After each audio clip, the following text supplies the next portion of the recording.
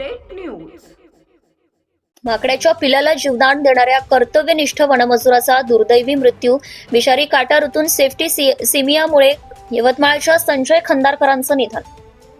कर्तव्यनिष्ठ आणि माणुसकीचे मूर्तिमंत उदाहरण ठरलेले वनमजूर संजय खंदारकर वय 56 वर्ष यांचे विषारी काटा ऋतून झालेल्या सेफ्टी सिमियामुळे दुःखद निधन झाले।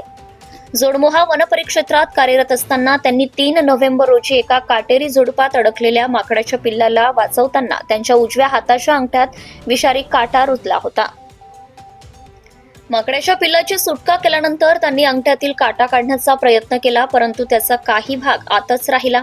अंगठ्याला झालेली सूज घरगुती उपचारांनी कमी झाली नाही आणि विष पसरत गेले। प्रकृती गंभीर झाल्याने त्यांना 20 नोव्हेंबर रोजी यवतमाळ येथील खासगी रुग्णालयात आणि त्यानंतर 23 नोव्हेंबरला नागपूर एम्समध्ये दाखल करण्यात आले। तर रक्त संक्रमण सेप्टिसिमियामुळे झाल्यामुळे उपचारांदरम्यान 24 नोव्हेंबर रोजी त्यांचा मृत्यू झालाय। एका लहान जीवाचं प्राण वाचवताना स्वतःचं आयुष्य गमावणाऱ्या संजय खंदारकर यांच्या निधनामुळे वन विभागासह संपूर्ण यवतमाळमध्ये हळहळ व्यक्त होत आहे। त्यांच्या पश्चात पत्नी, मुलगा, मुलगी आणि मोठा आप्त परिवार आहे।